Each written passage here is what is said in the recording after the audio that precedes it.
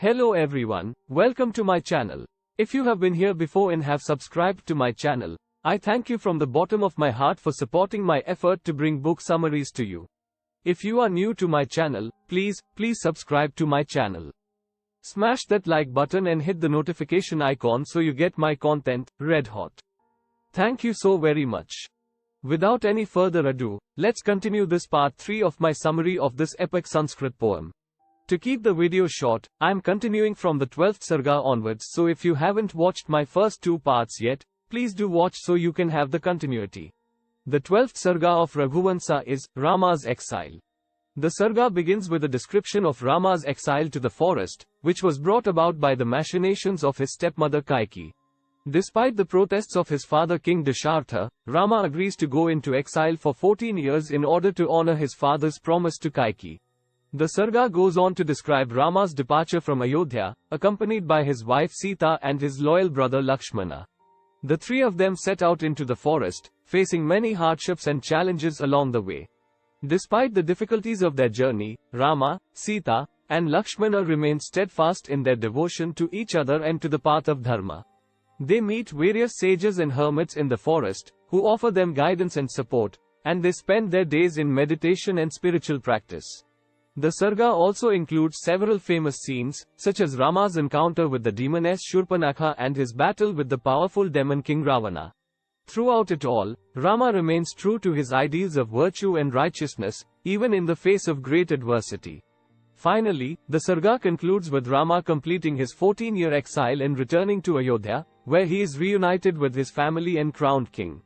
The story of Rama's exile serves as a powerful reminder of the importance of duty, sacrifice, and perseverance in the ancient Indian tradition. The 13th Sarga of Raghuvamsa is Hanuman. The Sarga begins with a description of Hanuman, the monkey warrior and faithful servant of Lord Rama. Hanuman is depicted as a powerful and skilled warrior, with the ability to change his form and perform incredible feats of strength and agility. The Sarga goes on to describe Hanuman's journey to Lanka, where Sita is being held captive by the demon king Ravana. Hanuman flies across the ocean with the help of his magical powers and lands in Lanka, where he begins his search for Sita. Hanuman's search takes him to Ravana's palace, where he sees Sita for the first time. He speaks to her and learns of her plight, promising to return with help from Lord Rama. He then embarks on a daring mission to explore the city of Lanka and gather intelligence on Ravana's army. During his mission, Hanuman encounters many obstacles, including the demon king's son Indrajit and his army of Rakshasas. However, he is able to overcome them all with his incredible strength and cunning, and ultimately succeeds in his mission. The Sarga concludes with Hanuman returning to Rama's camp with news of Sita's whereabouts and Ravana's strength. His heroic exploits and unwavering devotion to Lord Rama serve as an inspiration for generations to come. The 14th Sarga of Raghuvamsa is Ravana. The Sarga begins with a description of Ravana, the demon king of Lanka, who is shown to be a powerful and fearsome figure. Ravana is depicted as a master of magic and weaponry, with an army of powerful demons at his command. The Sarga goes on to describe Ravana's desire for Sita, the wife of Lord Rama. Ravana is enchanted by Sita's beauty and decides to abduct her, hoping to make her his queen. He sends his demon warriors to capture Sita and bring her back to Lanka. Lord Rama, along with his brother Lakshmana and the monkey army led by Hanuman, sets out to rescue Sita and defeat Ravana. The Sarga describes the fierce battle that ensues between the two sides, with Ravana using his magic and weapons to try and defeat Lord Rama and his allies. Despite his best efforts, Ravana is ultimately defeated by Lord Rama, who kills him in a dramatic battle. The Sarga concludes with Lord Rama being reunited with Sita and returning to Ayodhya, where he is crowned as king. The story of Ravana serves as a cautionary tale about the dangers of greed and desire. Ravana's desire for power and wealth ultimately leads to his downfall, while Lord Rama's humility and devotion to righteousness allows him to triumph over evil. The 15th Sarga of Raghuvamsa is Rama's victory. This Sarga describes the glorious victory of Lord Rama over Ravana, the demon king of Lanka, and his triumphant return to Ayodhya with Sita and his allies. The people of Ayodhya welcome Rama with great joy and celebration, and he is crowned as the king of Ayodhya in a grand ceremony. The Sarga also describes Lord Rama's just and virtuous rule over Ayodhya, which brings peace and prosperity to the land. Lord Rama is depicted as a wise and compassionate ruler, who is loved and respected by his people. The Sarga also introduces the characters of Bharat and Shatrughna, Lord Rama's younger brothers, who are shown to be loyal and devoted to their elder brother. The Sarga describes the close bond between the four brothers, and their commitment to upholding justice and righteousness. The story of Rama's victory serves as a powerful reminder of the triumph of good over evil and the importance of virtuous leadership. Lord Rama's just and compassionate rule over Ayodhya sets an example for future generations to follow, and his victory over Ravana serves as a symbol of the ultimate defeat of evil by the forces of good. The 16th Sarga, Lav and Kusha, of Raghuvamsa narrates the story of Lord Rama's twin sons, Lav and Kusha. The Sarga begins with the birth of Lav and Kusha to Sita, who is living in exile in the forest along with Lord Rama. The twins are born in the hermitage of sage Valmiki, who raises them with love and care. As they grow up, Lav and Kusha become skilled in archery, hunting, and other martial arts. They also learn the art of reciting poetry and become accomplished singers. One day, while on a hunting expedition, Lav and Kusha come across a group of rishis who are reciting the epic story of Lord Rama. Impressed by their singing, the rishis invite the twins to perform in the city of Ayodhya.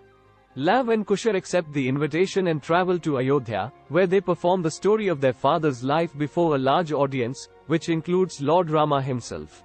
Lord Rama is moved to tears by their performance and acknowledges them as his sons. The Sarga ends with Lord Rama embracing his sons and welcoming them back into his life. The story of Lav and Kusha serves as a testament to the enduring legacy of Lord Rama and his family, and the power of love and devotion in overcoming all obstacles.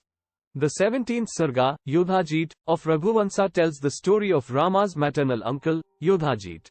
Yudhajit is the brother of King Dasharatha's wife, Kaushalya. He rules over the city of Kaikeyi, which is located to the west of Ayodhya. Yudhajit is a brave and noble ruler, respected by his people and neighboring kingdoms. One day, Yudhajit hears of Rama's exile and decides to visit him in the forest. He brings with him valuable gifts and offers his assistance to Rama. Yudhajit is impressed by Rama's fortitude and wisdom, and is moved to tears when he sees the condition in which Rama and his family are living. The Sarga ends with Yudhajit bidding farewell to Rama and returning to his kingdom, vowing to always be a loyal ally to his nephew. Yudhajit's visit to Rama in the forest serves as a reminder of the importance of family ties and the strength of familial bonds, even in the face of adversity. The 18th Sarga, Dilipa, of Raghuvamsa tells the story of Rama's ancestor, Dilipa. Dilipa was a great king and ancestor of the Ikshwaku dynasty. He ruled over Ayodhya with justice and fairness, and was beloved by his people.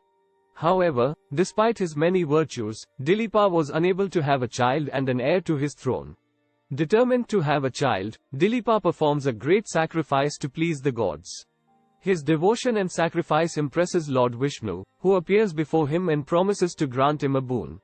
Dilipa asks for a son who would be a worthy successor to his throne, and Lord Vishnu blesses him with a son named Raghu. Raghu later becomes a great king and continues the lineage of the Ikshwaku dynasty. The Sarga ends with Dilipa's joy and gratitude for the gift of his son, and his renewed dedication to ruling justly and righteously over his kingdom. The story of Dilipa and his devotion to Lord Vishnu serves as an example of the power of faith and devotion to achieve one's desires. The 18th Sarga, Dilipa, of Raghuvamsa tells the story of Rama's ancestor, Dilipa. Dilipa was a great king and ancestor of the Ikshwaku dynasty. He ruled over Ayodhya with justice and fairness, and was beloved by his people. However, despite his many virtues, Dilipa was unable to have a child and an heir to his throne. Determined to have a child, Dilipa performs a great sacrifice to please the gods. His devotion and sacrifice impresses Lord Vishnu, who appears before him and promises to grant him a boon. Dilipa asks for a son who would be a worthy successor to his throne, and Lord Vishnu blesses him with a son named Raghu. Raghu later becomes a great king and continues the lineage of the Ikshwaku dynasty. The Sarga ends with Dilipa's joy and gratitude for the gift of his son, and his renewed dedication to ruling justly and righteously over his kingdom. The story of Dilipa and his devotion to Lord Vishnu serves as an example of the power of faith and devotion to achieve one's desires. The 19th Sarga, which is the epilogue of Raghuvamsa, is a brief concluding chapter that reflects on the lineage of the Ikshwaku dynasty, to which Lord Rama belongs. The Sarga begins by praising the Ikshwaku dynasty and its great lineage, which includes many great kings and warriors who have left their mark on history. The text also acknowledges the role of fate and destiny in the lives of these great men, and how their deeds have impacted the world.